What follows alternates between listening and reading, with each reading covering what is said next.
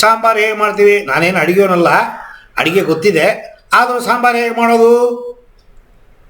First ಬೇಳೆ ಬೇಯಿಸ್ಕೋ, ಒಂದು ಕಡೆ ತರಕಾರಿನ ಹೆಚ್ಚಿಟ್ಕೋ, ಹೆಚ್ಚಿದ ತರಕಾರಿನ ಬೇಯಿಸ್ಕೋ, ಹುಣಸೆ ಹಣ್ಣು ಗೊಜ್ಜನ್ನು ಕಿವಿಚಿಟ್ಟುಕೋ, ಒಲೆ ಮೇಲೆ ಪಾತ್ರೆ ನೀಡು, ಬೆಂಕಿ ಹಚ್ಚಿಸು,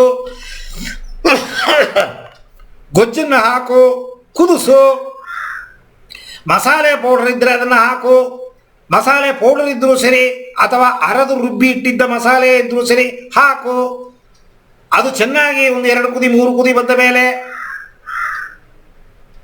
ಬೇಳೆಯನ್ನು ಹಾಕು, ತರಕಾರಿಯನ್ನು ಹಾಕು, ಕುದಿಸು. ಹೀಗೆ ಪ್ರಾಸಸ್ಸು ಒಂದಾದ ಮೇಲೆ ಒಂದು. ಜಾಸ್ತಿ ಕುದಿಸಿದ್ರೂ ರುಚಿ ಹೊಟ್ಟೋಗುತ್ತೆ.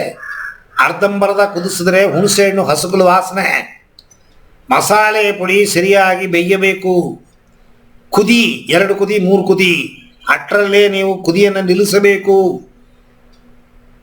ಕುದಿಯಾಕಿಟ್ಟುಬಿಟ್ಟು TV ಸೀರಿಯಲ್ ನೋಡ್ತಾ ಕೂತಿದ್ರೆ ಮನುಷ್ಯ ತಿನ್ನಕ್ಕಾಗಲ್ಲ, ದನವೂ ತಿನ್ನಲ್ಲ. ಅದು ಬೆಳಗ್ಗೆದ್ದು ದನಕ್ಕೆ ಹಾಕಿದ್ರೆ ದನ ಮೂಸ್ಬಿಟ್ಟು ಹೋಗುತ್ತೆ, ತಿನ್ನಲ್ಲ. ಆ ರುಚಿ ಬರಬೇಕು ಅಂದರೆ ಹದ, ಆ ಪ್ರಾಸಸ್ಸು. ಹಾಗೆ ಮಾನಸಿಕ ಒತ್ತಡ ಅಂತನ್ನೋದು ಒಂದು ಪ್ರಾಸಸ್ಸು. ಬರೀ ಸಂಮೋಹಿನಿ ವಿದ್ಯೆ ಕಲಿತು ಸರಿಪಡಿಸ್ಕೋತೀನಿ ಸಾಧ್ಯವಿಲ್ಲ. ಬರೀ ಆಕುಪಂಚರ್ ಸರಿಯಾಗುವುದಿಲ್ಲ. ಅಥವಾ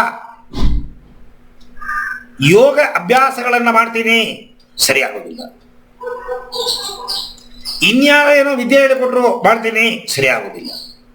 ಆದರೆ ಇವೆಲ್ಲ ಸೇರಬೇಕು.